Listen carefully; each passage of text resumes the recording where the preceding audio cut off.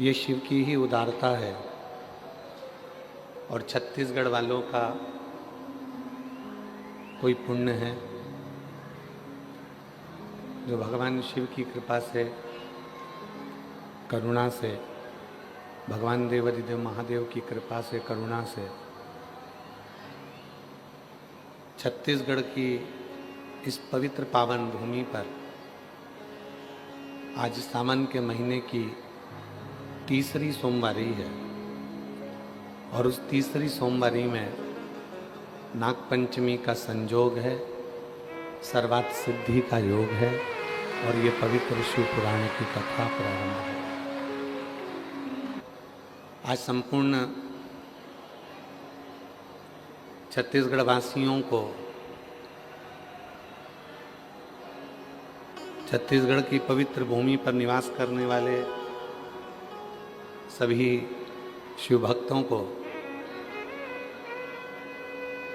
सावन की सोमवारी और नागपंचमी की बहुत बहुत बधाई है।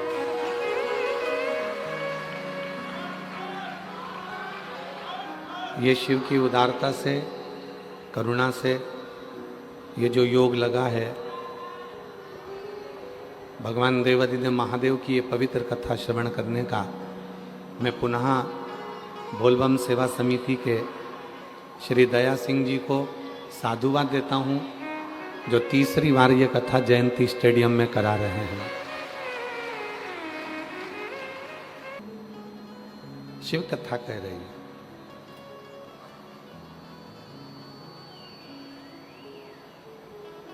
शिव विश्वास की एक मूर्ति है और जिस दिन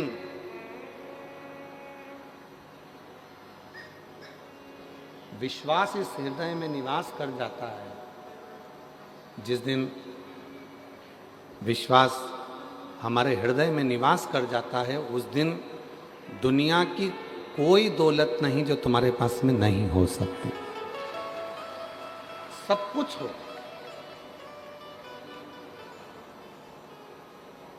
दुनिया की सारी दौलत, दुनिया की सारी पूंजी, दुनिया का सारा वैभव एक विश्वास पर जीता जा सकता है, एक भरोसे पर जीता जा सकता है।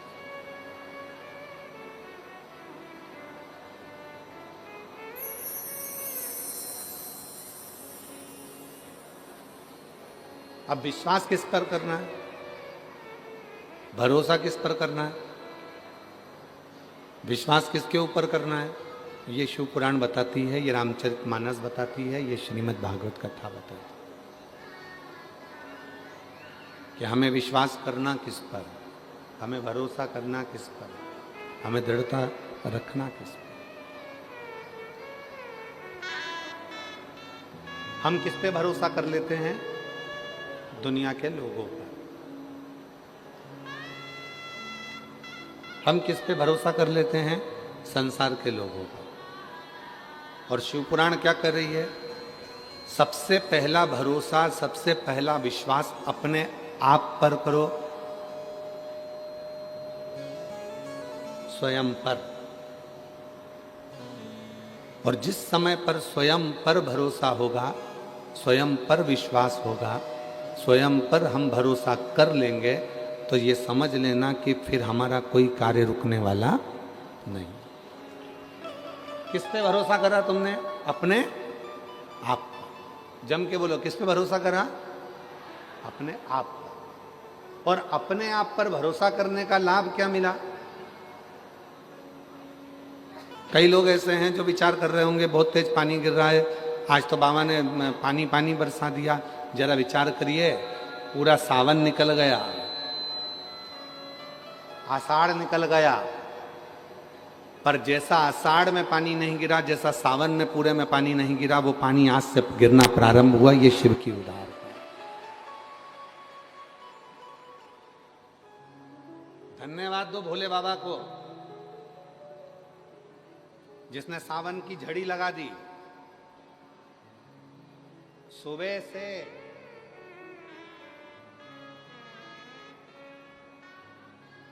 और ये तुम्हारा तप है। ये बोलबम समिति ने जो कल कलश यात्रा निकाली, हजारों लाखों कलश, हजारों हजारों कलश लेकर माताएं 2, 2.5, 3 किलोमीटर तक एक जैसी चले जा रही हैं। सिर पर कलश रखा हुआ है, बोल बम बोल बम बोल बम बोल बम बोलते बोलते बोलते बोलते सारे हजारों हजार माताएं एक साथ कलश यात्रा में चले जा रही हैं।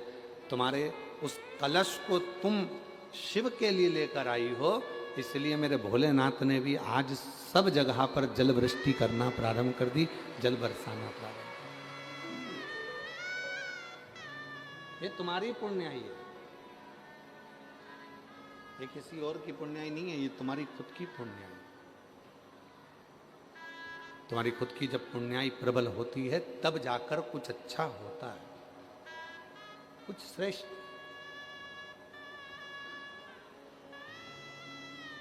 तो भरोसा किस पे करा? अपने आप पर। भरोसा किस पर करा? अपने आप पर। स्वयं पर भरोसा करा, स्वयं। और स्वयं पर भरोसा करा। पानी गिर रहा है, जल वृष्टि हो रही है, अपार जल वृष्टि हो रही है। सुबह से लेके अभी दोपहर के जो समय हो रहा है तब तक पानी पानी पानी पानी सब दूर हो रहा है। जल वृष्टि ही जल वृष्टि। ये बक्से नहीं चल रहे हैं क्या? मिठास नहीं आ रही है, गला थोड़ा पकड़ रहा है, प्लेन प्लेन सा लगकर गला पूरा खींच रहा है। खांसी आ रही बार बार बोलने में उसको।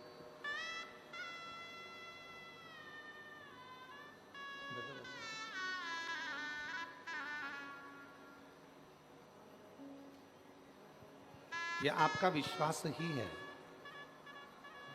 ये आपका भरोसा ही है, ये आपकी दृढ़ता ही है जो शिव के करीब में आपको लेकर है।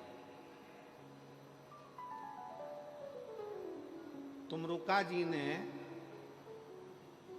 चंचुला देवी को शिव महापुराण की कथा सुनाने से पहले एक बात कही थी, और वो बात पूरे जितने लोग आस्था चैनल पर सुन रहे हैं, जितने फेसबुक यूट्यूब पर सुन रहे हैं, जितने सोशल मीडिया पे सुन रहे हैं, और जितने इस पवित्र कथा के पंडाल में बैठकर इन 5 पंडालों में, अब की बार दया सिंह जी आपने गजब के पंडाल लगवाए। पहले 1 लगा, 2 लगा, 3 लगा, 4 लगा, अब की बार पूरे 5 पंडाल खिंचवा दिए। ये बोलबम समिति को मैं बहुत बहुत साधुवाद देता हूँ इसके लिए। शिव कथा कर रही है, भगवान शंकर का चरित्र कर रहा है, शिव महापुराण की कथा वर्णन कर रही है, शिव तत्व कर रही है, शिव कथा कर रही है, भगवान ओघड़दानी का चरित्र कर रहा है। स्वयं पर विश्वास हो,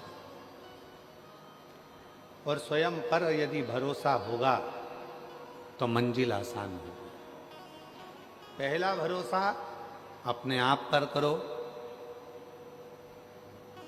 दूसरा भरोसा अपने पिता पर, अपने बाबुल पर करो, तीसरा भरोसा देव अधिदेव महादेव पर करो जो तुम्हें कभी जिंदगी में डूबने।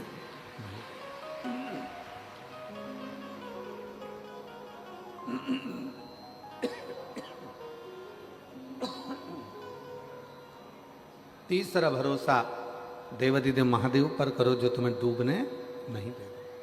ये तीसरा भरोसा।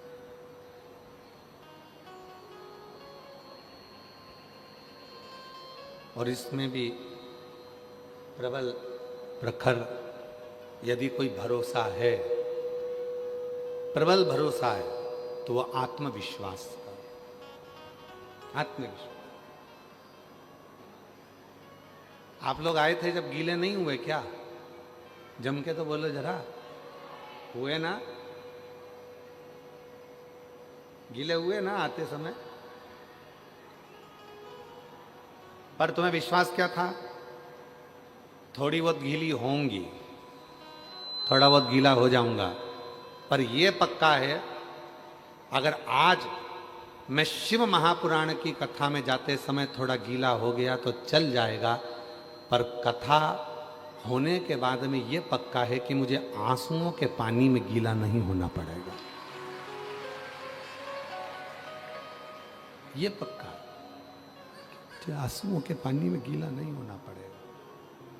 ये इसमें रूखापन रुपेश आ रहा है जिसके कारण गला पकड़ रहा, खींच रहा है वो, उसको मिठास करो, मीठा नहीं हो पा रहा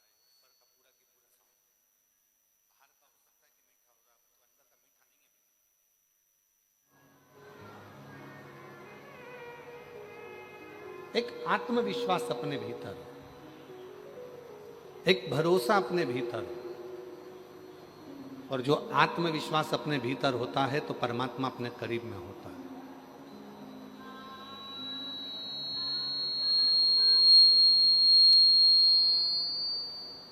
गीले होकर आए, अपने साथ छाता लेकर आए। छाता लेकर क्यों चले, रेनकोट लेकर क्यों चले, पानी में गीले ना हो। अब जैसे छाता पानी में जरूरी है, उसी तरह शिव का नाम दुख के समय में जरूरी है, तकलीफ के समय में जरूरी है, कष्ट के समय में जरूरी है। और ऐसे कई लोग आपको मिलेंगे जो आपसे कहेंगे कि मेरे पास आकर बैठना, मैं तुम्हारी जिंदगी के जीवन में कभी दुख नहीं आने दूंगा। नहीं भाई, ऐसा हो नहीं सकता। शिव महापुराण की कथा कहती है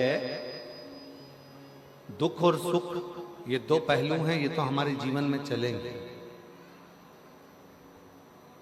जूता चप्पल की दुकान पर गए हो कभी तुम लोग? अरे बोलो तो जम के, ठीक है। एक जूता दे देता है क्या वो? छत्तीसगढ़ में भिलाई में जूता की दुकान पर जाओ और कह दो भैया हमको एक ही जूता चाहिए, हम दो जूते नहीं चाहिए, देगा क्या? वो कहेगा नहीं साहब, जूता तो जोड़ी से मिलेगा। 8 नंबर का जूता चाहिए तो 2 पहनने के लिए 2 पाँव में मिलेगा। और तुम क्यों नहीं साहब, हम कथा में गए थे, हमारे जयंती स्टेडियम में हमारा एक जूता चले गया है 8 नंबर का, यही डिजाइन का दूसरा दे दो, एक देगा? अरे बोलो तो, नहीं देगा। क्या कहेगा? क्यों साहब, मेरी दुकान में क्या एक जूता मिलेगा? मिलेगा तो दोनों मिलेगा, हमको एक जूता नहीं, दोनों जूते। दुकान पर जाओ जूता की, तो जूता की दुकान पर जाओगे तो जोड़ी से जूता मिलता है। उसी तरह परमात्मा जब जन्म देता है तो सुख और दुख दोनों जोड़ी से देता है, हमारे जीवन को जीने के लिए वो जोड़ी से देता है। सुख भी देगा और दुख भी देगा। अब आपको सुख अगर मिल गया है, सुख की अनुभूति हो गई है कि मेरे गाड़ी भी है, बंगला भी है, जमीन भी है, जायदाद भी है, संपदा भी है, सब कुछ है, तो हो सकता है शरीर में थोड़ा कष्ट दे, हो सकता है शरीर में कष्ट। ये दोनों जोड़ी से मिलते हैं। शंभु शंभु, दूसरे नंबर का पंडाल पीछे की आवाज।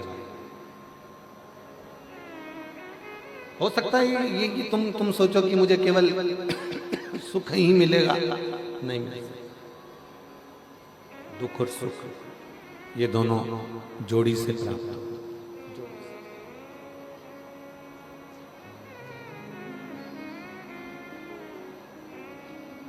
और जब आपने ये विचार कर लिया कि मेरे अंदर वो आत्मविश्वास है, मेरे अंदर वो विश्वास है कि मैं शिव का नाम लूंगी, एक लोटा जल चढ़ाऊंगी, और एक लोटा जल चढ़ाने के बाद मेरा जो दुख है वो धीरे धीरे धीरे धीरे पूरा समाप्त हो जाएगा। तो शिव कहते हैं जब विश्वास रखकर कोई मेरे मंदिर में आता है, शिवालय में आता है, एक लोटा जल समर्पित करता है, तो शिव कहते हैं उसके विश्वास के कारण उसका दुख समाप्त हो जाता है, उसकी तकलीफ समाप्त हो जाती है, उसका कष्ट समाप्त हो।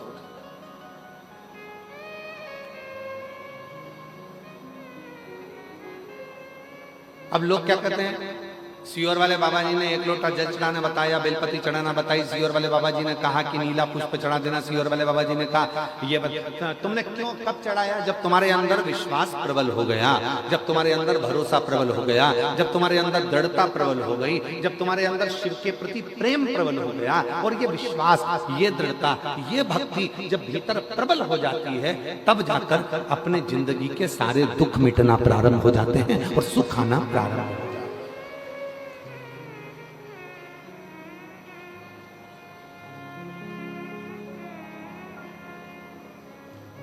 छत्तीसगढ़िया जम के बोलो जरा, छत्तीसगढ़िया जय जोहार। तो ये जीवन का सुख हमारे भीतर कब आएगा? जब हमारे अंदर आत्मविश्वास और विश्वास प्रबल हो जाए, जब हमारा भरोसा प्रबल हो जाए। और भरोसे को प्रबल कब करा जाएगा? जब आपके अंदर शिव महापुराण की कथा भीतर समाहित होती चली जाएगी, अपने भीतर भगवान शंकर की कथा समाहित होती चली जाएगी, और तुम्हारे अंदर ये भाव आ जाएगा कि अब मैं पूर्ण तरह से पक चुका हूं और मुझे मालूम है कि सारी समस्या का हल एक लोटा जल। ये मुझे मालूम है कि सारी समस्या मेरी मिटेगी। अब तुम क्या सोच के बैठे हो? आज सोमवार के दिन नागपंचमी है और 33 वर्षों में केवल 6 बार सोमवार के दिन नागपंचमी पड़ी है। 33 वर्षों। महाराज सही आंकलन देखा जाए तो 1996 में पड़ी थी, 1999 में पड़ी थी, 2012 में पड़ी थी, 2019 में पड़ी थी, 2023 में पड़ी थी, और सोमवार की नागपंचमी आज 2026 में 17 अगस्त को पड़ी है। ये शिव की उदाहरण, ये भगवान ओघड़दानी की उदाहरण। तो आप क्या सोच के बैठे हो कि इसका कोई फल नहीं मिलेगा? ये जितने बैठे हो कथा के पंडाल में, जितने आस्था चैनल पर कथा सुन रहे हैं, जितने फेसबुक यूट्यूब पर कथा सुन रहे हैं, जितने सोशल मीडिया पर कथा सुन रहे हैं, और जितने इस कथा के पंडाल में बैठकर कथा श्रवण कर रहे हैं, विश्वास रखना, भरोसा रखना। आज ही का दिन था वो जिस दिन वासुकी नाग भीतर से मंथन, जब अमृत के समय पर जब समुद्र का मंथन हुआ था, सुमेरु पर्वत को जब खींचा गया था, रई बनाकर मंदराचल को जब खींचा गया था, तो वो वासुकी नाग का शरीर पूरा छिन्न होकर, पूरा टूटकर गिर गया था। एक कोने में पड़े हुए थे। सारे देवताओं ने अमृत पी लिया था, शिव जी ने विष पी लिया था, और वो वासुकी नाग एक कोने में पड़ा हुआ था। कोई ने नहीं देखा, कोई नहीं जानता था। वासुकी नाग को तो पटक दिया, जैसे आप लोगों की आदत है, संसार के लोगों की आदत है, काम निकलने के बाद व्यक्ति भूल जाता।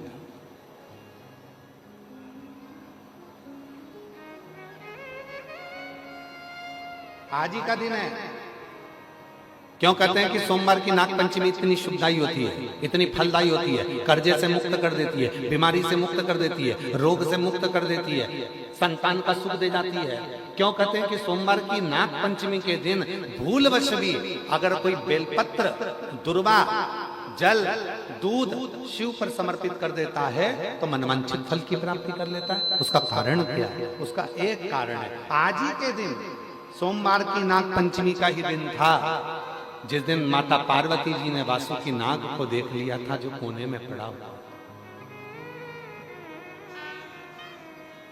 एक साइड पड़ा है, एक और पड़ा हुआ है, देख लिया। माता पार्वती जी ने शिव जी से कहा, बाबा ये पड़ा है। शिव जी का ध्यान आया। शिव जी ने कहा, मैं तुझको अमृत तो नहीं दे सकता, पर तू कुछ और मांगे तो दे सकता। उसने कहा, कुछ मत दीजिए, बस थोड़ी सी कृपा कर दीजिए, अपने गले में अपना आभूषण बनाकर मुझे धारण कर दीजिए। मुझे अमृत की चाह नहीं। वो वासुकी, जैसे देवताओं ने अमृत पिया सब अमर हो गए, अगर वो वासुकी नाग भी अमृत पी लेता तो अमर हो जाता, पर उसने अमृत की चाह नहीं रखी, उसने शिव जी के पास रहने की चाह। शंकर भगवान ने वर दे दिया शिव जी ने वर दे दिया। जब सोमवार पड़े, सोमवार को भी अपन हटा दें तो शिव जी ने जो वर दिया, श्रावण के महीने में नाग पंचमी का दिन सर्व जगत में सर्पों की पूजन के साथ किया जाएगा और जीव अपना कल्याण कर लेगा। और सबसे बड़ा बात तो यह है कि सोमवार की नाग पंचमी मतलब इसी दिन भगवान शंकर ने वासुकी नाग को दर्शन दिया, वासुकी, और दर्शन देकर वर दिया।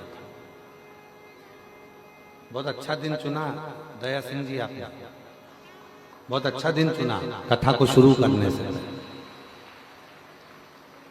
बहुत अच्छा दिन।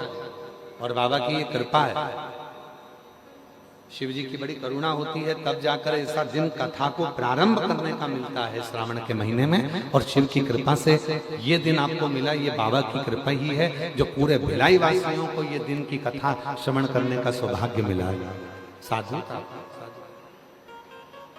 ये शिव कृपा के बिना मिला।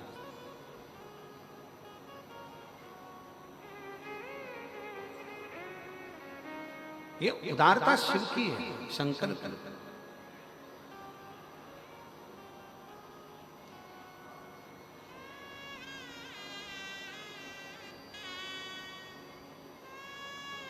और आज एक बात कहना चाहेंगे छत्तीसगढ़ की इस पवित्र भूमि पर, जीविका पैसे से चल सकती है, जीविका पैसे से चल सकती है, पर जीवन पैसे से नहीं, महादेव के नाम से ही चलता है।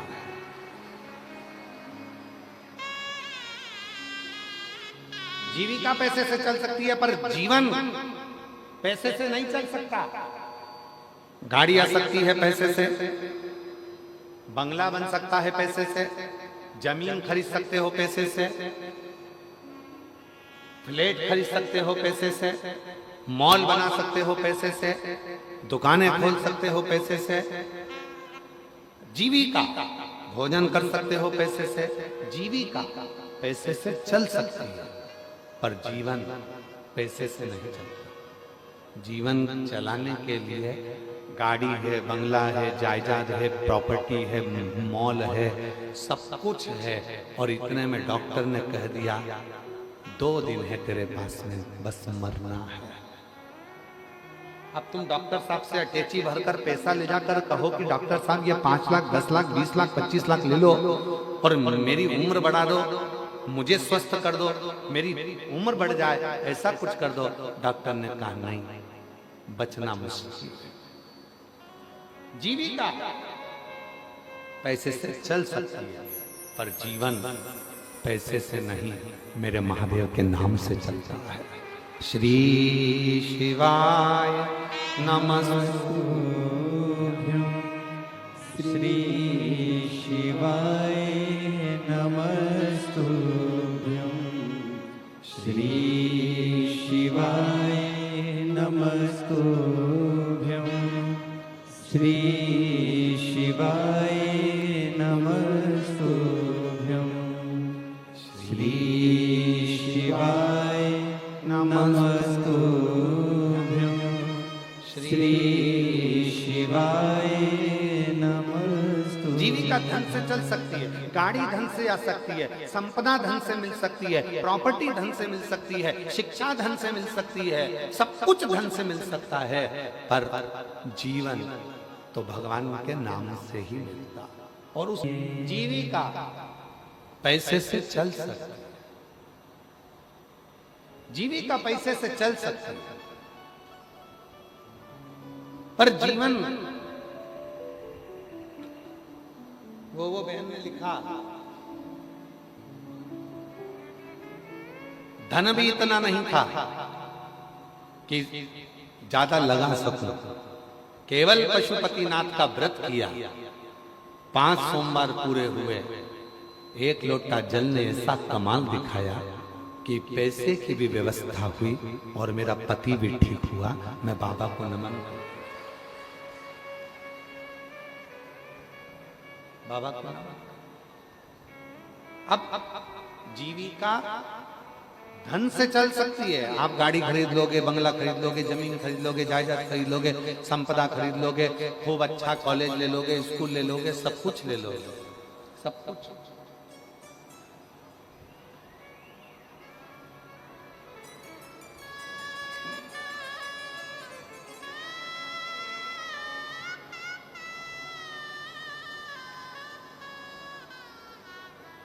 अभी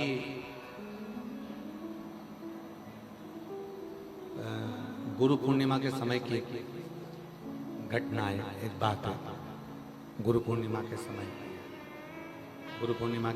पर गुरु पूर्णिमा के अवसर पर कथा चल रही थी। तभी एक माँ अपनी बेटी को लेकर आई। हम सीहोर ही थे, गुरु पूर्णिमा का कथा चल रहा था तो सीहोर नहीं। माँ बेटी को लेकर आई। पिता थे साथ में, बेटी के चाचा जी थे, काका जी, उसका भाई था, माँ थी और एक बेटी।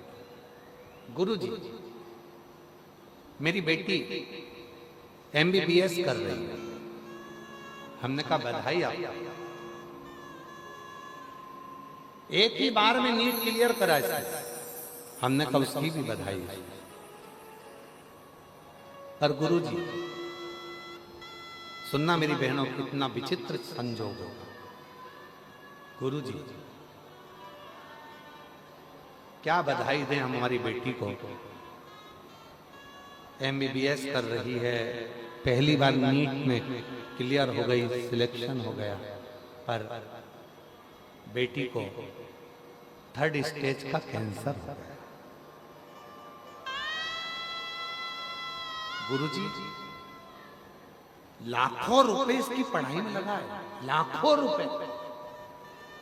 और आज जब ये डॉक्टर बनने वाली है, सुख आने वाला है, तब इसको बीमारी लगी, कैंसर।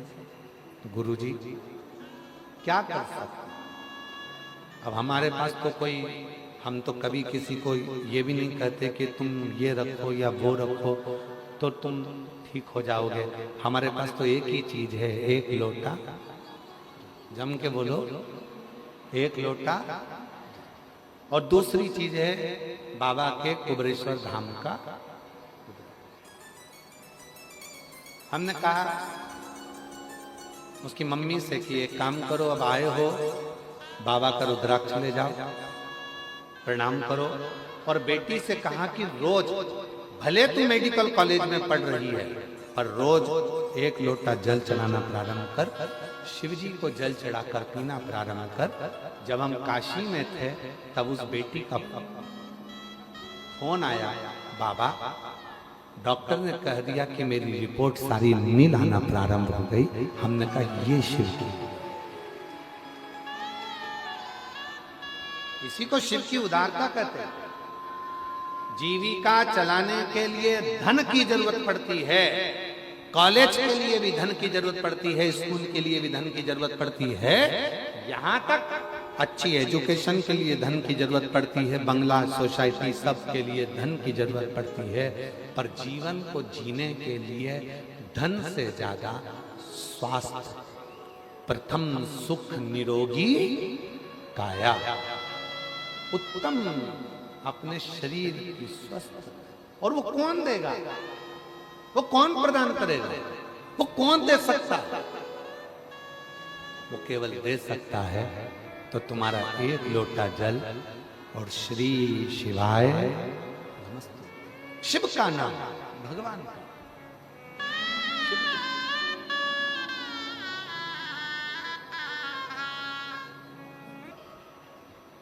जब अपने मन का भाव हम देवाधिदेव महादेव से कहते हैं, वो सुनता है।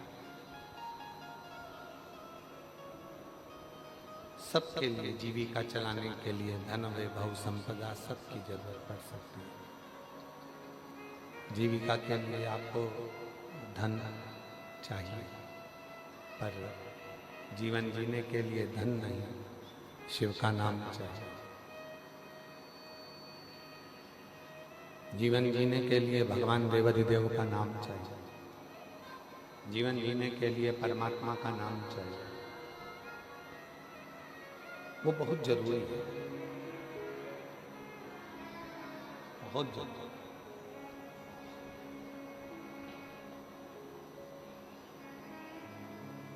कितनी बेटियां बैठी हैं, कितने लोग बैठे हैं, कितनी मेरी बेटियां, कितनी मेरी जीजियां, कितने मेरे जीजा, कितनी मेरी माताएं, कितने मेरे जीजा यहाँ बैठे हुए हैं जो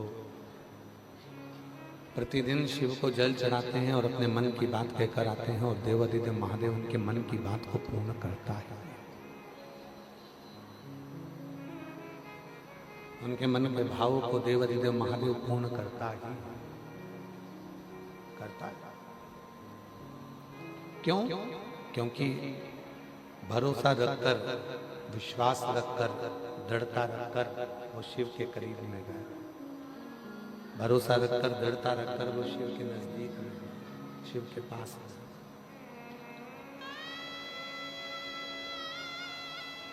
33 कोटि देवता में, 33 कोटि देवता में केवल देवाधिदेव महादेव ऐसे हैं जो तुम्हारे अवगुण को नहीं देखते, वो तुम्हारे अवगुण नहीं देखते। 33 कोटि देवता तुम्हारे अवगुण नहीं देखेंगे। 33 कोटि देवता में केवल एक महादेव ऐसे हैं जो तुम्हारे अवगुण को नहीं देखते, वो केवल तुम्हारे गुण देखते, केवल गुण।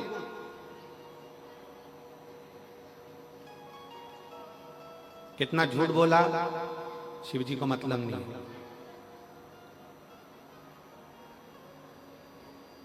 कितना पाप करा शिव जी को मतलब नहीं, तुमने अपनी जिंदगी में क्या करा शिव जी को मतलब नहीं। देखो शिव महापुराण की कथा में आता है देवराज नाम के ब्राह्मण का चरित्र। क्या था? चोर। क्या करा? चोरी। चोरी कर कर धन लेकर शिव के मंदिर में चला गया, शिवालय में गया, चोरी का धन लेकर जब शंकर जी के मंदिर में गया और शिव के मंदिर में चोरी के धन को लेकर गया, और उसके शरीर में ताप पड़ रहा था, उसके शरीर में कष्ट था, उसके शरीर में बुखार, ताप पड़ रहा था, कष्ट था शरीर के, बुखार आ रहा था।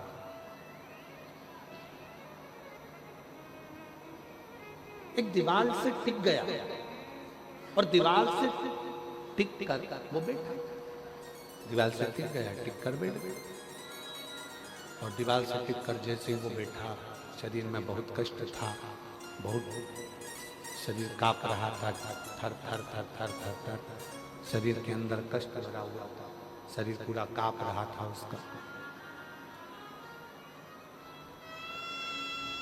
कष्ट था शरीर। किससे कहे, किससे बोले, किसको जाकर कहे?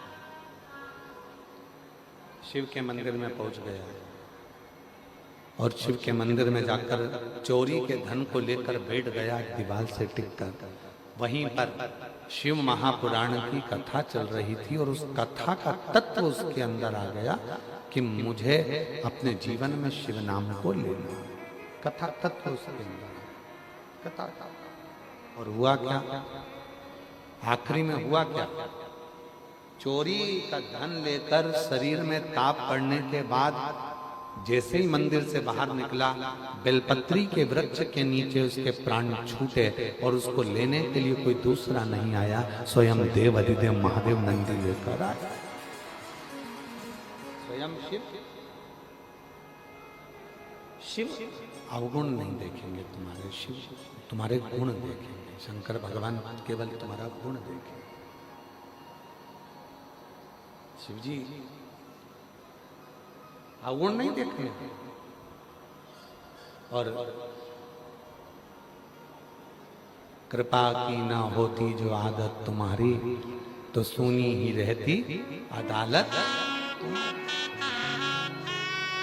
अगर कृपा ना करते, कृपा की आदत नहीं होती, तुम्हारी करुणा की आदत नहीं होती, तुम्हारी कृपा की आदत नहीं होती, तो तुम्हारी ये अदालत पूरी की पूरी सूझी ही पड़ी रहती।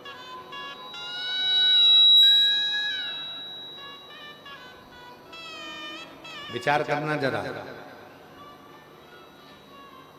पहली कथा बोलबम समिति ने जब भिलाई में कराई, 2 पंडाल लगे थे। दूसरी कथा जब बोलबम समिति ने कराई तो 3 पंडाल लगे थे।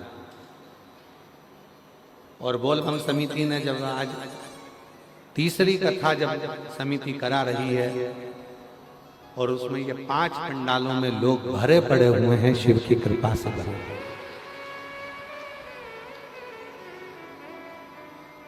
जितने पहले पंडाल में हैं उतने दूसरे पंडाल में हैं, उतने तीसरे पंडाल में हैं, उतने चौथे पंडाल में हैं और उधर 5वें पंडाल में हैं। अगर मेरा बाबा तुमको नहीं देता तो इतने बरसते हुए पानी में और कीचड़ में कोई यहां आकर नहीं बैठता। उसने दिया तो तुम यहां, उसने प्रदान किया तो तुम यहां। एक पत्र अच्छा है, देखिए।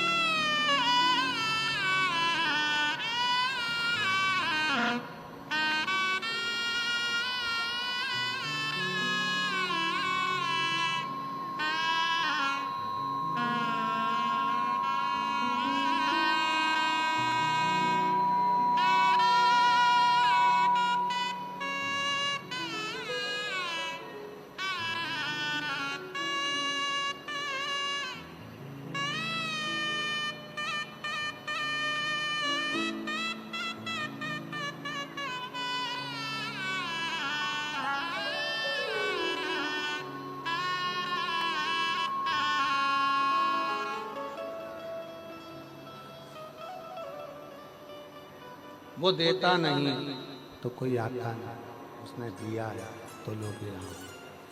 वो देता नहीं तो आते नहीं, वो देता नहीं तो कौन यहाँ आता? उसने दिया तो लोग यहाँ आए, वरना कौन आता? ये उसी की उदारता है, उसी की कृपा है, उसी की करुणा है, उसी की दया। ये उसी की कृपा, उसी की करुणा है, उसी की दया है, उसी की उदारता है। बिना उसकी कृपा के कौन आए? एक पत्र है, अच्छा है, जरा ध्यान देना इस पत्र पर। पत्र पर थोड़ा ध्यान दीजिएगा। मेरा नाम मनीषा यादव है, मैं डोंगरगढ़ की निवासी हूँ। कहीं बैठी हैं मनीषा जी? आप ही हैं बेटा? आ जाओ। मैं मनीषा यादव हूँ, मैं डोंगरगढ़ की निवासी हूँ। मेरा पति का नाम शिल्प यादव है, डोंगरगढ़ की निवासी हूँ। जिला राजनांदगांव के बाबा, 1 लोटा जल और बेलपत्र का क्या बखान करूं। 2 अगस्त सन 2024 को, जिस दिन आप सबके घर में पार्थिव शिवलिंग का पूजन करा रहे थे, पूरी दुनिया उस दिन टीवी के सामने बैठकर पार्थिव शिवलिंग का पूजन कर रही, ऑनलाइन पूजन चल रही थी। उस दिन मैं हॉस्पिटल में था, मेरा बच्चा जन्म ले रहा था, डिलीवरी हो रही थी। गुरुदेव, उसी दिन मेरे बच्चे ने जन्म लिया।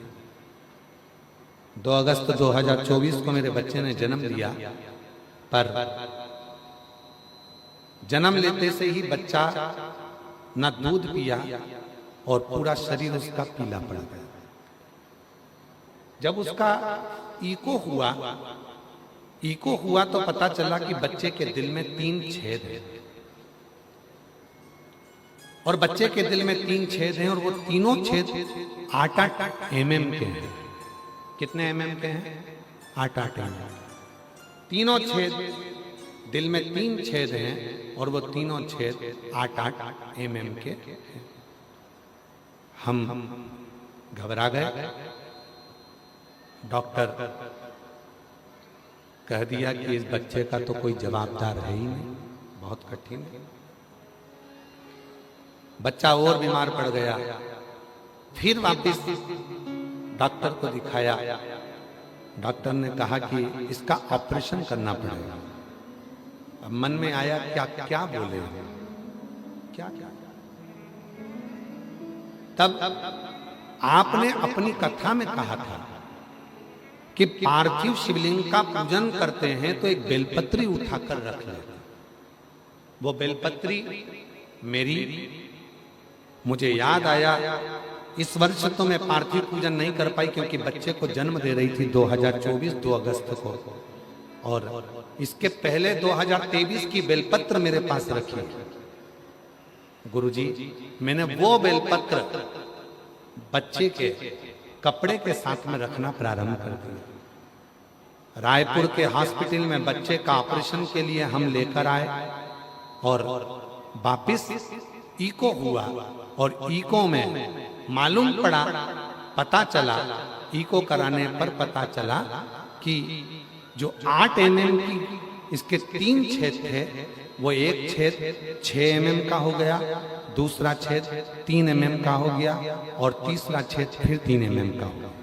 अब मन में आया कि जब एक बेलपत्र रखने से छेद कम हो गए हैं तो हमने डॉक्टर साहब से कहा भी ऑपरेशन मत करो, थोड़ा दिन और दे दो। हम रायपुर से वापिस राजनांदगांव गांव चले गए। फिर हमने 2025 का पार्थिव पूजन करा, शिव जी पे बेलपत्र चढ़ाई, बच्चे को गोदी में लेकर जब पूजन करी, उसकी जो बेलपत्र थी वो बच्चे के कमरे में ही उसके पलंग पर रख दी, और फिर वापिस हम रायपुर आए और फिर वापिस जांच कराई। तब इको कराने को पता चला, फिर इको कराया गया, पत्र को पढ़िएगा जरा, फिर इको कराया गया, और इको को कराने के बाद पता चला कि बच्चे का दिल का छेद पूरी तरह से भर गया है, पूरी तरह से भर गया। बच्चा ठीक है, कहीं बैठे हो, ये बच्चे का जन्म हुआ था तब बच्ची का, और ये बच्ची जब पूर्ण तरह से ठीक हो गई, उसका हार्ट का कोई छेद नहीं, तब का फोटो है, शिव की कृपा से। गुरुजी, बाबा ने मेरी बच्ची को बिना ऑपरेशन के ही, बाबा की कृपा से आज मेरी बेटी पूर्ण तरह से 2 साल से ठीक है, और शिव की करुणा। एक लाइन लिखी है, पढ़िएगा। खाली न जाता कोई दर से तुम्हारे, खाली न जाता कहीं बैठी हो तो आ सकती है, कहीं बैठी से तुम्हारे मैं भी खड़ी हूँ नंदी।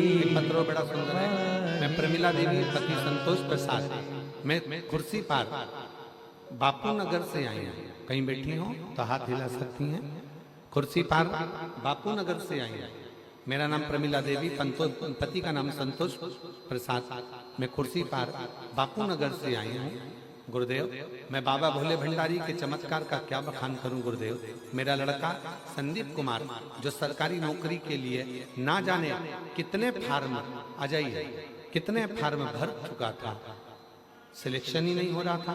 अंत में उसने कह दिया, मम्मी तेरा शिव जी कुछ नहीं करेगा और ना मैं फॉर्म भरूंगा। तब मैंने मेरे बेटे से कहा, मैं कथा सुनती हूँ सीओर वाले बाबा की, तू भी कथा सुन। कथा सुनने से क्या नौकरी लग जाती है? नहीं। कथा सुन।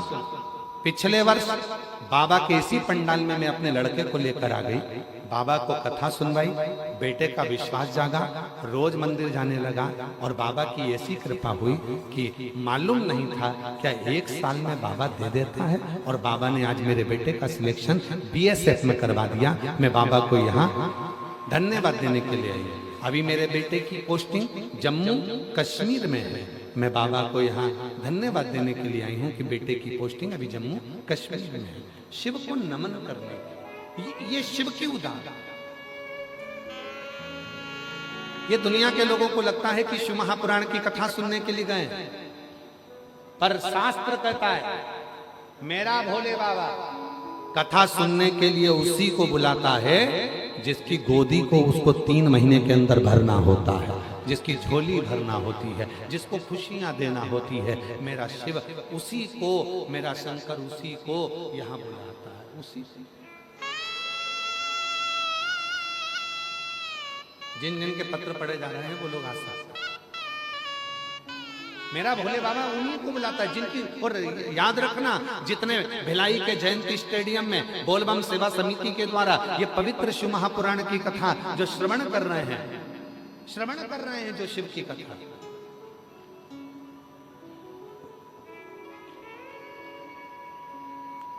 और हम पूरे जितने भी लोग यहाँ बैठे हैं ना, सबसे निवेदन करेंगे, सब दया सिंह जी को एक बार साधुवाद देना।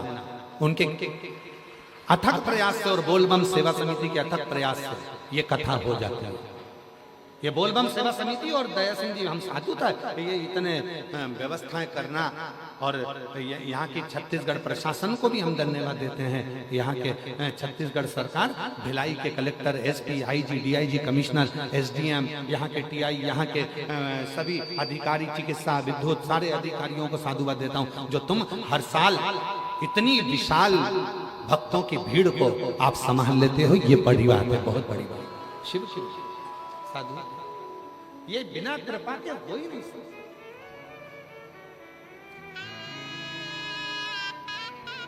यहाँ के एसपी हो, एसएसपी हो, यहाँ के आईजी हो, सब मिलकर व्यवस्था से, कोई एक नहीं।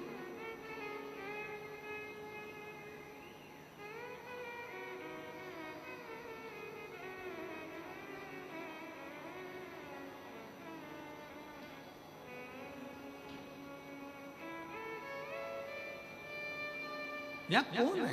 शिव है, केवल शिव। आप आए हो, जितने भी शिव भक्त यहाँ कथा श्रवण करने के लिए आए, मेरा भोले बाबा थोड़ी देरी कर सकता है। फाइल मोटी होगी, कोई पत्र बहुत बड़ा होता है तो हमको भी पढ़ने में समय लगता है। पत्र जब बड़ा होता है तो पढ़ने में समय लगता है, उसी तरह जब फाइल मोटी होती है तो पढ़ने में समय लगता है। दुख का खड्डा बड़ा होता है तो दर्द मिटने में समय लगता है। तो थोड़ा हो सकता है, किसी को 1 साल में दे रहा है, किसी को 2 साल में दे रहा है, किसी को 3 महीने में दे रहा है, किसी को 6 महीने में दे रहा है। अपने भीतर के दर्द को हम किससे कहें? अपने भीतर के दुख को हम किससे कहें? अपने भीतर के कष्ट को हम किससे कहें? किससे? कौन को जाता?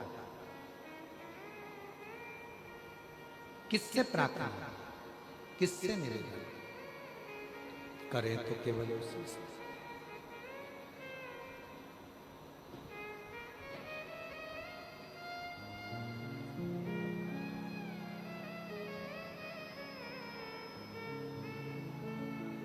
किसको जाकर कहेंगे?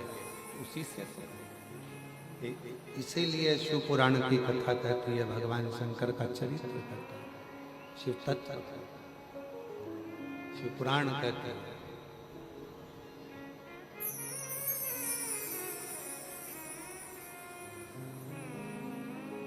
जब जीवन में उलझन हो, जब जीवन में कष्ट हो, जब जीवन तकलीफ में चल रहा हो, तब शिव को भजो, शिव का स्मरण करो। शिव का कौन नहीं कर रहा? किसने नहीं किया? सब कर। भगवान देवाधिदेव महादेव 33 कोटि देवताओं में केवल एक देव है, देवाधिदेव महादेव, जो अवगुण नहीं देखते। पास में अवगुण नहीं देखते, वो देखते हैं तो केवल आपका, हमारा गुण।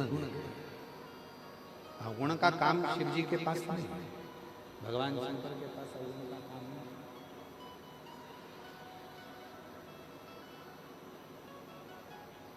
दुनिया क्या करती है? आपके जितने रिश्तेदार होंगे, जितने कुटुंबी होंगे, जितने रिश्तेदार होंगे, जितने नातेदार होंगे, वो सब आपके अवगुणों को देखें। जो अपने भी होंगे वो भी अवगुण ही देखें।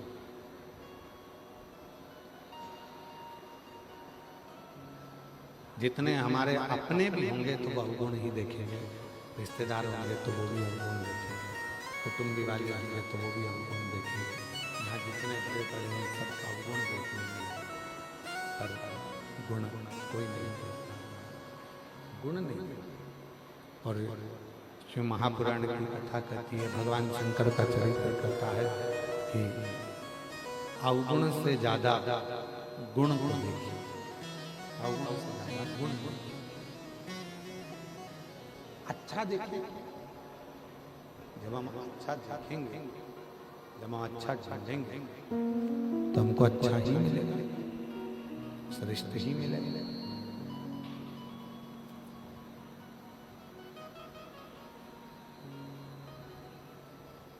एक बार भगवान देवाधिदेव महादेव, बड़ा सुंदर चरित्र स्मरण करिएगा जरा सुनिए।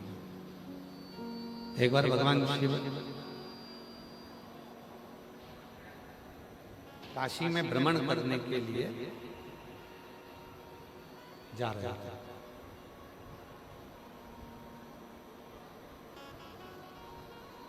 और भ्रमण करते करते भ्रमण और घूमने घूमते कुछ देर के बाद भगवान काशी से सीधे कैलाश पर, और कैलाश पर जाकर भगवान देवाधिदेव महादेव विराजमान। भगवान शंकर जब कैलाश पर जाकर विराजमान हुए तो उन्होंने नंदी को बुलाया और नंदी से कहा कि नंदी, तुम एक काम करो, तुम काशी जाओ। तो क्या प्रभु, अभी तो मैं काशी घूमकर आया हूं आपके साथ में। अभी देवाधिदेव महादेव आप मेरे साथ में काशी गए थे, माँ जगत जननी जगदम्बा भी बैठी थी मेरे ऊपर, और मैं काशी का भ्रमण कर कर आया हूं। अभी तो हम काशी घूमकर आए, अब फिर आप हमें काशी बुला भेज रहे, क्यों, किस लिए?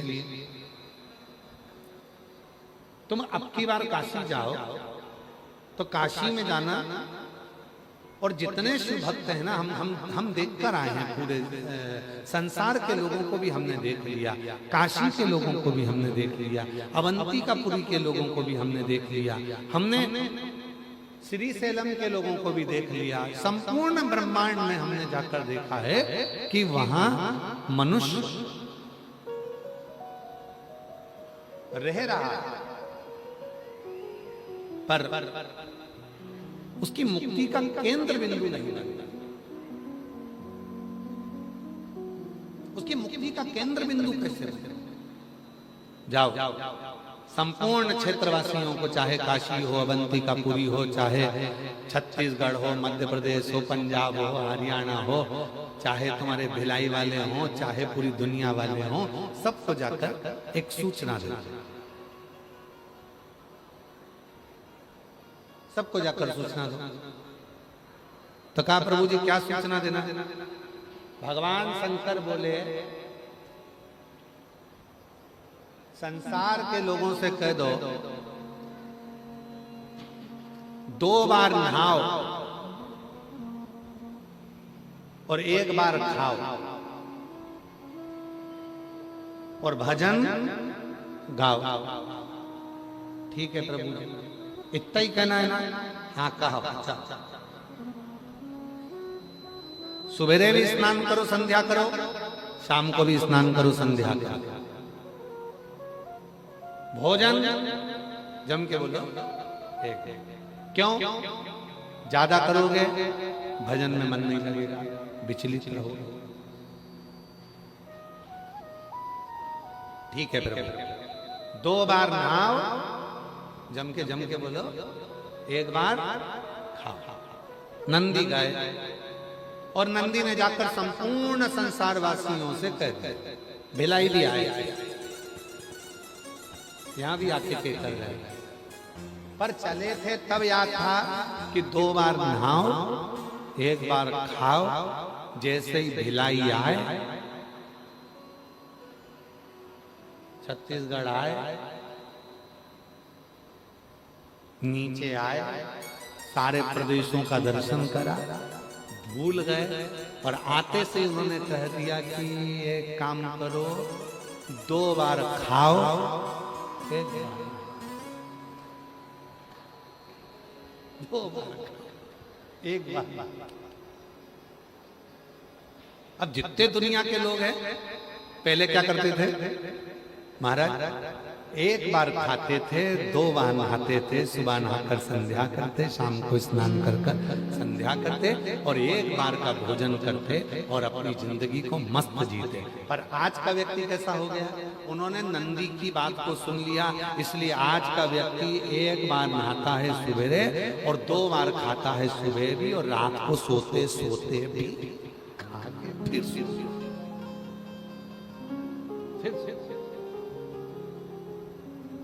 शिव जी ने पूछा क्यों रे नंदी, बताया या? हाउ क्या बता कर आया? बोलो रे बिलाई वाले, क्या बता के गए? 2 बार खाओ, एक बार नहाओ। शंकर जी बोले पूरा उल्टा करिए आया। तेरे से कहा था कि 2 बार नहाओ, एक बार खाओ, और तू क्या आया कि 2 बार खाओ, एक बार ना। तूने तो पूरा ही उल्टा कर दिया। नंदी बोले प्रभु गलती हो गई। अब फिर नंदी वापिस आया, तो फिर नंदी ने हाथ जोड़कर कहा कि भाई बोलने में गलती हो गई है, तुम इसमें सुधार लो। तो क्या सुधारे? तो नंदी ने कहा एक काम करो, तुम कितनी बार भी खाओ पर शंकर जी का नाम गाओ, शिव का नाम गाओ, शिव का भजन करो, स्मरण करो, कीर्तन करो, मंत्र जाप करो, नाम जाप करो, भगवत भजन करो। भगवान कहकर भेजे थे, शिव जी ने कहकर भेजा था जाकर बोल दो नंदी कि 2 बार नहाओ, एक बार खाओ। पर नंदी आए, भूल गए और उन्होंने कहना चालू कर दिया कि 2 बार खाओ, एक बार नहाओ। नंदी को फिर भेजा। अब की बार नंदी ने हाथ जोड़कर कहा सबसे निवेदन है तुम जितनी बार खाओ पर इतना जरूर याद रखना कि हर भोजन के बाद भजन और भोजन के पहले भजन जरूर स्मरण।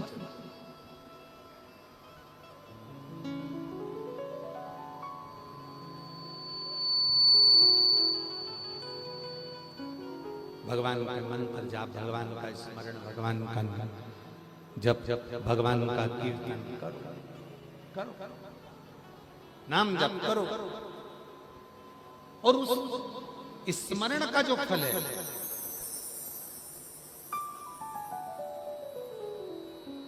उस स्मरण का जो फल है वो हमारे जीवन का सुख। आज कितना विचित्र जमाना हो गया, कितना विचित्र। अंदाजा लगाकर देखिएगा जरा। हमने पहले भी एक बार कथा में कहा था, आज फिर कहते हैं, दुनिया के सारे बच्चों को पढ़ने के लिए कोचिंग भेजा जाता है, दुनिया के सारे बच्चों को लैपटॉप सीखने के लिए लैपटॉप सीखने के लिए भेजा जाता है, दुनिया के सारे बच्चों के लिए कंप्यूटर सीखने के लिए भेजा जाता है, दुनिया के सारे बच्चों को कोई ना कोई को सिलाई भी सिखाया जाता है, किसी को कढ़ाई भी सिखाया जाता है, किसी को बुनाई भी सिखाया जाता है। दुनिया के सारे बच्चों को सब कुछ सिखाया जाता है, पर आज की दुनिया के बच्चों को मोबाइल नहीं सिखाया जाता, तो भी वो मोबाइल चलाना उसको अच्छे से आता है। उसको सिखाया नहीं है, उसको किसी ने बताया नहीं है, फिर भी वो अच्छे से मोबाइल चलाना जानता है, अच्छे से वो मोबाइल चला लेता है, उसको मालूम है अच्छे से वो मोबाइल चलाना जानता है। अब उसको मम्मी पापा कहें, उसके मम्मी पापा कहें कि तू ये मत कर, नहीं सीख, वो सीखा। मोबाइल चलाना कहाँ से सीखा वो? छोटा सा बच्चा, तुम्हारे घर में भी है छोटा सा, कुछ मत लगाओ उसको मोबाइल पे, एक मोटा हाथी चलता जाए, बस वो लगा दो, उतने में तो वो दूध भी पी ले, रोटी भी खा ले, सब कुछ कर ले। आवाज तुम्हारी बिल्कुल आज साउंड एक रत्ती भर भी ठीक नहीं चाहिए।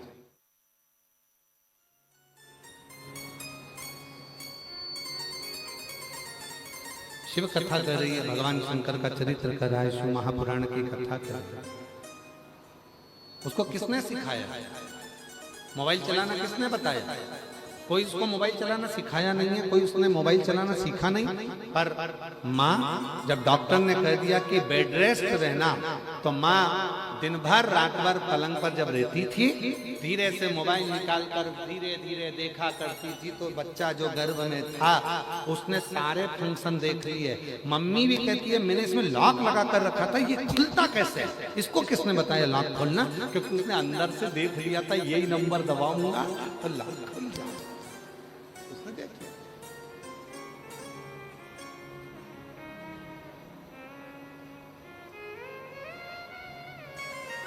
उसको सिखाया नहीं है किसी ने, उसको बताया नहीं है किसी ने, बस उसने सीख ली, उसको आ गया।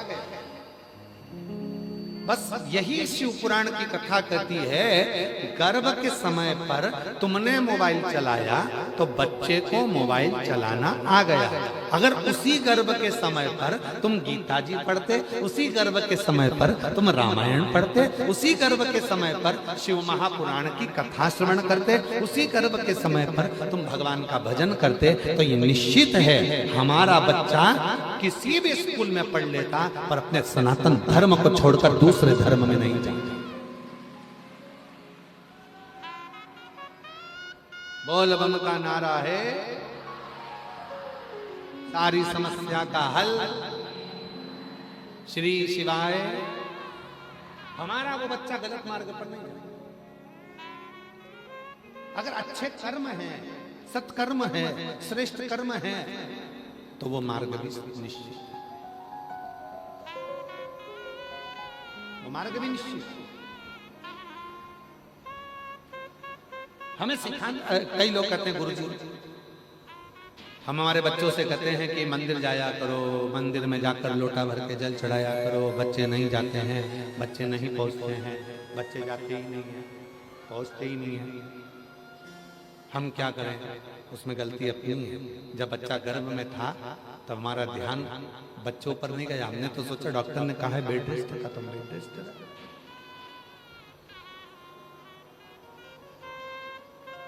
हम तो बेड रेस्ट पर भजन ना करता, स्मरण ना करता, कीर्तन ना करता।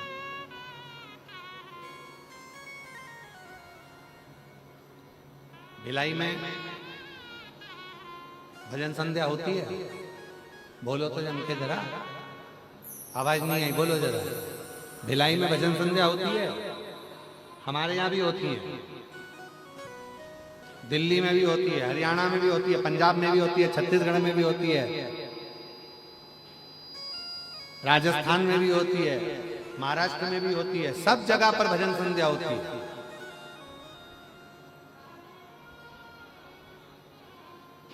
भजन संध्या में बुलाते हैं आप लोगों को? नहीं बुलाते? अरे बोलो तो, बुलाते। जाते हो? आओ।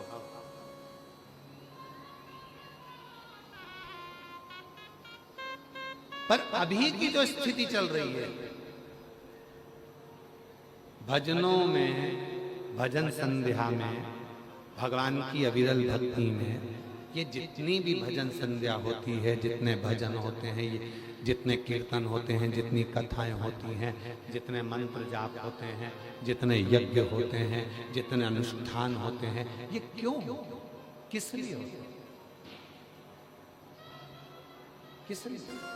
कई लोग चिढ़कर कह देते हैं, बताओ भजन संध्या में तो लोग नाचते रहते हैं, लोग गाते रहते हैं। अरे भाई, शिव महापुराण के 6 सूत्र हैं, उन 6 सूत्रों में से 3 सूत्र को ही धारण कर लीजिए। भगवान शंकर को रिझाने के लिए यदि हम मंत्र का उच्चारण कर रहे हैं तो भी हमारा भगवान रीझ रहा है। जरूरी नहीं कि हम काशी जाएंगे तो भगवान रीझेगा, हम केदार जाएंगे तो भगवान रीझेगा, हम अमरनाथ जाएंगे तो भगवान रीझेगा, हम विश्वनाथ जाएंगे तो भगवान रीझेगा, हम सीहोर जाएंगे तो भगवान रीझेगा। ना ना ना ना, शिव महापुराण की कथा कहती है आप अपने घर के नजदीक के मंदिर में जाना चालू कर दो, एक लोटा जल चढ़ाना प्रारंभ कर दो, भगवान उतने में रीझना प्रारंभ हो जाता है। जरूरी नहीं कि हम आडंबर में पड़े, जरूरी नहीं कि हम दिखावे में पड़े,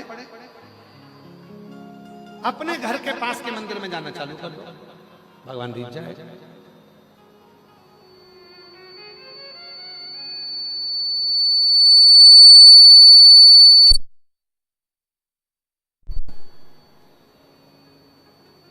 और निवेदन है कि भजन संध्या क्यों हो रही है, सत्संग क्यों हो रहे हैं, यज्ञ क्यों हो रहे हैं, अनुष्ठान क्यों हो रहे हैं, कि कैसे ना कैसे आज की जो आज का जो समय है, आज की जो नवयुवक टीम है, आज की जो जैन जी है, आज का जो समाज है, आज के जमाने के जो नवयुवक बच्चे हैं, उनको कैसे ना कैसे सनातन धर्म की ओर अग्रसर कराया जाए।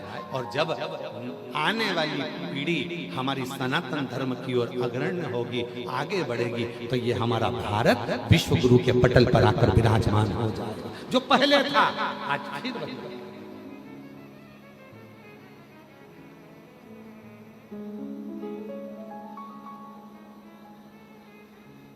हम विश्वास से डीग जाते हैं, परमात्मा के पास नहीं जा पाते। और जीवन का सबसे बड़ा कर्म है अपने कर्म को करना, अपने कर्तव्य को करना, अपनी मेहनत को करना, अपने परिश्रम को करना। और दुनिया का कोई बाबा तुम्हारे सामने आकर कह दे कि मेरे पास आकर बैठ जाना, तुम्हें काम करने की जरूरत नहीं पड़ेगी, कर्म करने की जरूरत नहीं पड़ेगी, मैं तुमको पास कर दूंगा, मैं तुम्हारे साथ में ऐसा कर दूंगा, तुम्हें सोने से भर दूंगा, तुम्हें धन से भर दूंगा, समझ लेना पक्का झुटेला है। अपनी मेहनत करना पड़ेगी, रात दिन पढ़ना पड़ेगा, रात दिन एक करना पड़ेगा। और शिव जी को एक लोटा जल चढ़ाकर अपने भरोसे को दृढ़ करना पड़ेगा, फिर तुम्हारी मंजिल को कोई नहीं रोक सकता, तुम अपने लक्ष्य तक पहुंच जाओ, अपने लक्ष्य तक पहुंच। ट्रेन चलाने वाला ट्रेन चलाता है, बोलो सही है कि गलत है? अरे जम के तो बोलो। ट्रेन चलाने वाला ट्रेन चलाता है, पर याद रखना उस ट्रेन की सबसे कीमती चीज तुम्हारे हाथ में होती है, ट्रेन की चेन। बोलो बोलो, सही है गलत है? सही है। ट्रेन चलाने वाला ट्रेन चला रहा है, पर ट्रेन की चेन हमारे हाथ में होती है। उसी तरह दुनिया चलाने वाला दुनिया चला रहा है, पर उसकी डोर महादेव के एक लोटे जल में होती है। वो चला रहा है, चला, वो ट्रेन चला रहा है, चला, पर उसकी चेन हमारे हाथ में है, उसकी चेन हमारे। उसी तरह संसार चलाने वाला संसार चलाएगा, रचने वाले ने रच दिया, आपको हमको उसी ने बना दिया। पर हमारी जिंदगी में, आपकी जिंदगी में जब दुख आए, तब उस चेन की जैसे चेन खींचोगे तो ट्रेन रुक जाएगी। उसी तरह दुनिया चलाने वाला, दुनिया बनाने वाला, दुनिया चला रहा है, उसका चेन वो एक लोटा जल है और अपना विश्वास, अपना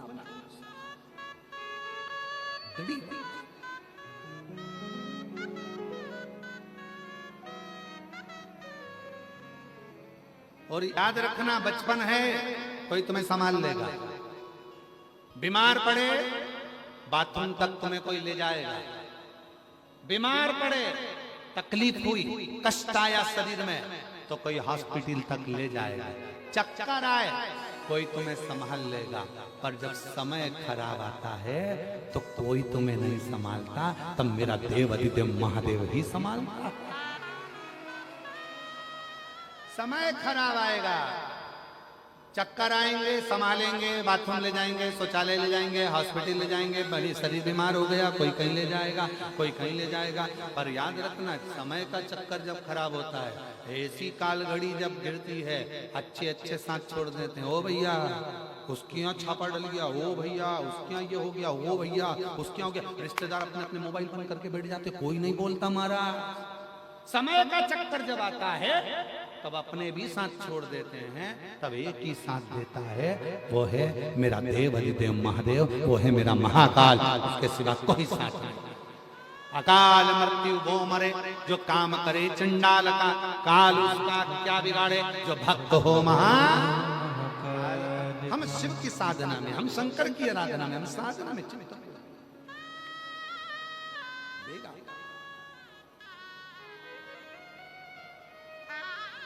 तुम क्या सोचते हो नशा करने से तुम्हारे को कोई सुख मिल जाएगा? तुम क्या सोचते हो दूसरे का बुरा करने से तुम्हें सुख मिल जाएगा? रत्ती भरना मिलेगा। 1000 कथा सुन लो भले। मत बुरे कर्म कर बंदे वरना पछताएगा, भगवान की आँखों से तू बच नहीं पाएगा, बच नहीं पाएगा। देखो शिव महापुराण की विदेश्वर संहिता को चालू होने से पहले महात्म्य में कहा गया एक बिंदुक नाम का ब्राह्मण है, और वो बिंदुक गलत कर्म के कारण बस गलत कार्य करते करते गलत कर्म में डूबकर दीवार फांक कर जा रहा था, पानी में गिर गया, मर गया, प्रेत योनि में पड़ गया। शिव महापुराण श्रीमद् भागवत पुराण कहती है सर्प के डसे से मरने पर व्यक्ति को प्रेत की योनि मिलती है, मतलब मुक्ति नहीं होती है। पानी में डूबकर मरे हुए व्यक्ति की भी मुक्ति नहीं होती है। स्त्री के हाथ से मरे हुए व्यक्ति की भी मुक्ति नहीं होती है। पर आजकल का तो ना जाने कैसा फैशन आ गया, लोग पानी की टंकी में डुबो दे रहे पति को, गैस की टंकी को काट के उसमें भर देते हैं पति को।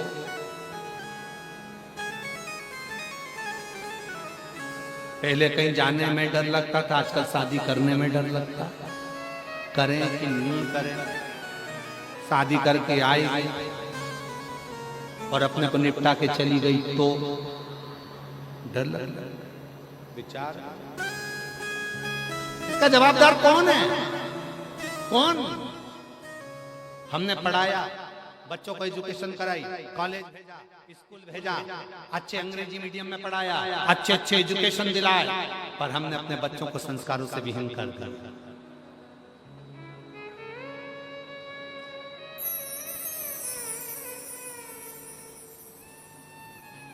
अपने बच्चों को हमने संस्कारों से विहीन कर दिया। शादी करो कुल की रीति से करो, स्कूल की रीति से नहीं। आजकल स्कूल की रीति कैसी होती है, यहाँ पढ़ाई नहीं हो रही, उस वाले में चले जाते हैं। उस स्कूल में पढ़ाई नहीं हो रही तो उस वाले में चले जाते हैं। उस स्कूल में पढ़ाई नहीं हो रही तो उस वाले में चले जाते हैं। दिन भर जा स्कूल बाय स्कूल सारे स्कूल में घूमे, आखिर पढ़ाई में मन भी नहीं लगा, और एक दिन ऐसा आया कि कुछ नहीं कर पाए। उसी तरह अपनी शादी अपनी कुल रीति से करो, स्कूल रीति से नहीं। आजकल लोग शादी भी करते हैं तो स्कूल रीति से, ये इसके साथ मन नहीं लग रहा, इसको छोड़ो, दूसरे को पकड़ो, दूसरे के साथ नहीं लग रहा, तीसरे को पकड़ो, तीसरे के साथ नहीं पकड़ो, छोटे को। अरे कहाँ रीति सही बदलना नहीं, कुल की रीत से चलो। भगवान ने सनातन धर्म में जन्म दिया है, सनातनी हो, भारत की भूमि पर जन्मे हो। अभी लोगों ने खूब तिरंगा फहराया, तिरंगा यात्रा भी हुई, तिरंगे भी फहराए गए, पर व्यासपीठ हमेशा कहती आई है, पहले भी कहा आज भी कहते हैं, तिरंगा छत पर हो, तिरंगा तुम्हारे बिल्डिंगों पर हो, उससे ज्यादा तिरंगा और मेरा राष्ट्र तुम्हारे दिल में होना चाहिए, तुम्हारे दिल में होना चाहिए। तो जीवन का सुख अपने राष्ट्र के प्रति समर्पण होना चाहिए। बिंदुक प्रेत योनि में पड़ गया। प्रेत योनि से मुक्त कैसे हो? तो चंचुला देवी ने शिव महापुराण की कथा सुनी, कथा का फल ये मिला कि बिंदुक प्रेत योनि से मुक्त हुआ। बिंदुक चंचुला कथा को सुन रहे हैं और भगवान देव अधिदेव महादेव माता पार्वती जी ईश्वर गोरा बनकर आ रहे हैं। जोरदार ताली बजाएं, भगवान ईश्वर जी गोरा जी प्रधान। हार हार